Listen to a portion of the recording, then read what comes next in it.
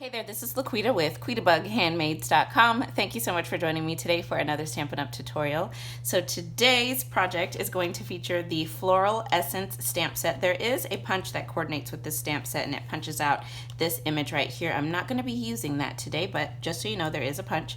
So we're going to use this stamp set and let's go ahead and jump into today's tutorial. The project is beautiful and I think you're going to really like it.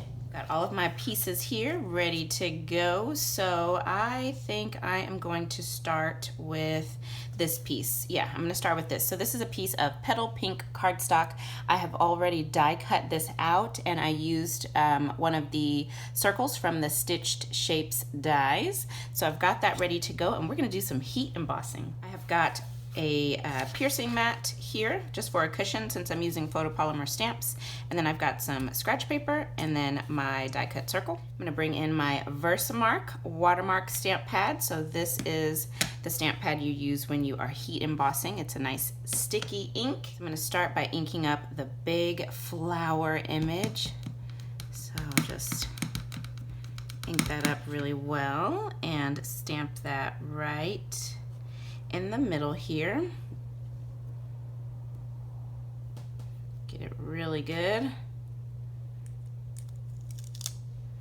Okay, and you can kind of see the faint image there. And I'm also going to stamp this little center for the flower.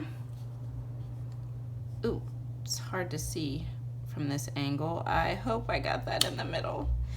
Oh, it's a little bit off, but it'll work. Then I've got my gold Stampin' Emboss powder.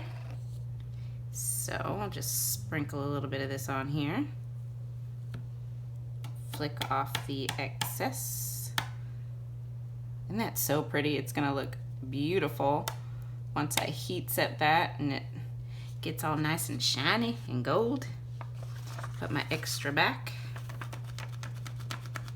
Then I'm just going to bring in my Stampin' Up! Heat tool, put this on setting 2, and I'm going to heat set this.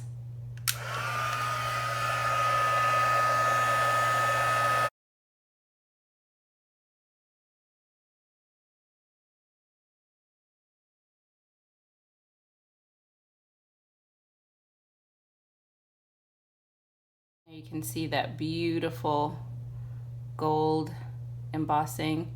Love that, so pretty. Okay, so for my card base, I've got a piece of Whisper White thick.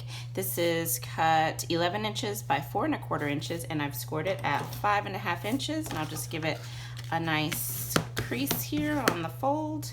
So this makes a tent fold card.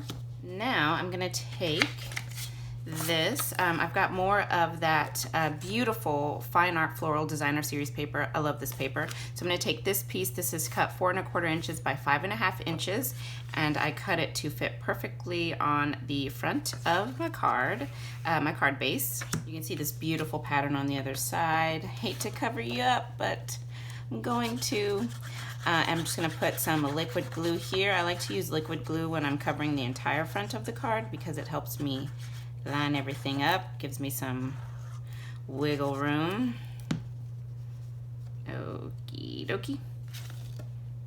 And slip that on. Line it all up. Give it a good press. And now I'm going to add this little strip onto the front. So this is the reverse side of that designer paper, the same as the card front, and I'm going to add this on right about here. Yep, so this piece is cut 1 1/2 inches by 4 1/4. So I'll just put some adhesive across the back. I think I want it this way. And I'm just going to put it about 1 inch from the bottom, just like so. And now I'm coming in with my Flirty Flamingo ink pad, and I am going to stamp my sentiment directly onto the designer paper on the card front. So I chose the sentiment that says, "Wishing you a blissful future." I thought this would be a great sentiment or card to give, maybe if someone is retiring, or if they got a new job, or, you know, anything where you want to wish someone well for the future. So I thought it was a great sentiment. There we go. Beautiful. Ooh, you could even do this, use this card for a wedding card, a blissful future together for the happy couple. All right, so now I'm bringing in that fine art ribbon. This is that beautiful ribbon I showed you guys a little while ago.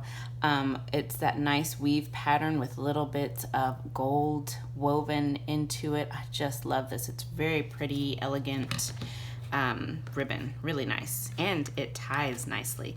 So I'm just going to wrap this around and tie this in a bow in the center of this little strip we have here. So let me just cut a length of that, and let's see if my hands will cooperate. Tie a bow for you guys.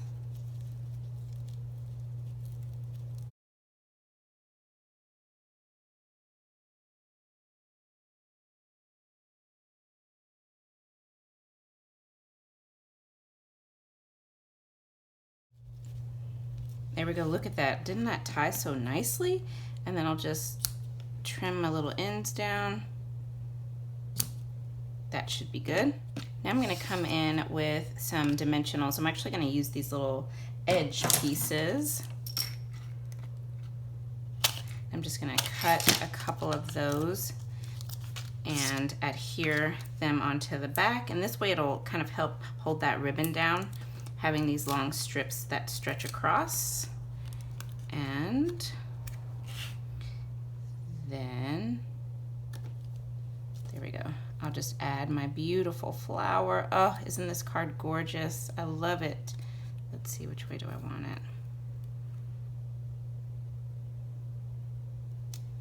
Yeah, I guess that looks good. There we go. And then to finish up this card, I'm gonna bring in some of our gilded gems. I'll just do some of these small ones. Add just one more little element. I love these little gems. They are so pretty. All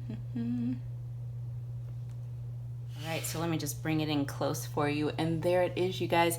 I think this card is absolutely beautiful, but makes such a gorgeous card. Like I said, for a wedding, I didn't even think about that till the video, but so pretty. Love it. And of course, you know I did a coordinating envelope, so just added designer paper and also stamped that flower onto the front. So beautiful. All right, so I hope that you all have enjoyed today's tutorial. Don't forget you can find all of the measurements and the supplies for today's project over on my coordinating blog post linked down below in the video description. And I do have all of the supplies listed in the video description with clickable links as well, so that you can go straight from this video to my online store if you need to. So thank you so much for joining me today, and I'll be back again very soon with another tutorial. Bye now.